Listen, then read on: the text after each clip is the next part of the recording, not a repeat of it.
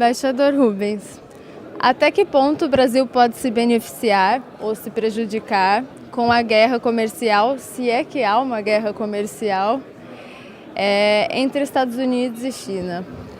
Olha, até aqui nós temos uma escalada verbal, não chegamos ainda a uma guerra comercial, uma ameaça concreta de uma guerra comercial entre os Estados Unidos e a China.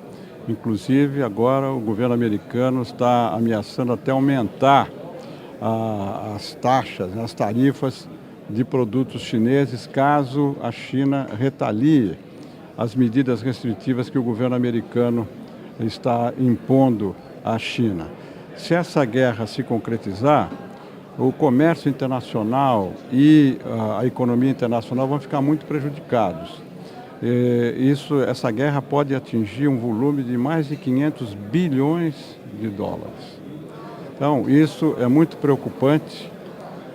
Nós temos que acompanhar de perto o que está acontecendo, por causa dos efeitos diretos que pode ter sobre o Brasil, na exportação de nossos produtos para a China, sobretudo na parte agrícola, e por causa da desaceleração do crescimento do comércio global e da economia global. Hoje, na palestra anterior com o Fabiano Sampaio, ele desconfia da guerra comercial, ele acha que é mais uma retórica do presidente Donald Trump. Você concorda com isso? Olha, isso aconteceu com a União Europeia, né? Eles ameaçaram entrar em grande conflito comercial, o Trump ameaçou taxar os automóveis da União Europeia. O presidente da União Europeia esteve nos Estados Unidos, acertou com o Trump e suspenderam todas as medidas restritivas, todas as medidas protecionistas. E o governo americano se comprometeu a aumentar a compra de soja, a venda de soja para a União Europeia. Quer dizer, a União Europeia se comprometeu a comprar soja dos Estados Unidos. Isso pode ser feito às expensas do Brasil. Então, realmente, a gente não sabe o que vai acontecer com a China. Com a União Europeia, já houve uma suspensão de todas as medidas restritivas. No caso da China, é diferente porque entra aí um componente político em que os Estados Unidos consideram a China uma grande adversária política, diplomática, econômica no mundo. É diferente da União Europeia. Então, vamos ver, esperemos que se chegue a um entendimento e se evite essa guerra comercial que vai trazer tanto prejuízo para o mundo inteiro, inclusive para o Brasil. Mais uma perguntinha. Sabemos que o Brasil sequer é citado por Donald Trump na sua rede social preferida, que é o Twitter.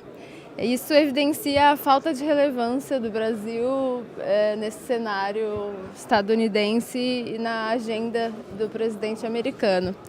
O senhor acredita que o nosso ou a nossa próxima presidente, que ainda não sabemos quem é ou possa ser, seja capaz de estreitar as relações de qualquer natureza que possam ser entre esses dois países, Brasil e Estados Unidos? Eu acho o seguinte, os Estados Unidos são hoje o segundo parceiro do Brasil.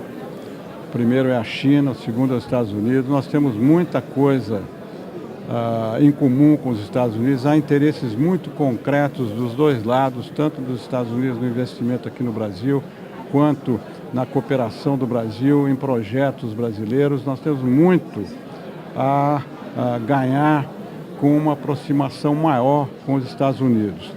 Há uma agenda difícil que o futuro governo vai ter que enfrentar em relação aos Estados Unidos. Os Estados Unidos é contra a entrada do Brasil na OCDE.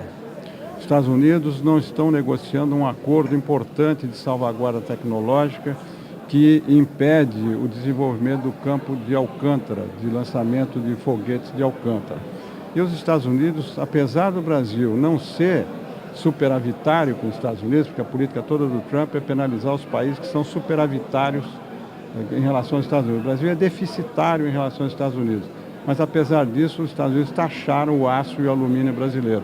Então eu acho que o futuro governo vai ter que enfrentar uma situação importante em relação à China e em relação aos Estados Unidos. Temos que decidir o que a gente quer dessa relação e enfocar essas relações de maneira muito pragmática, de maneira muito realista, colocando os interesses do Brasil na frente de qualquer coisa.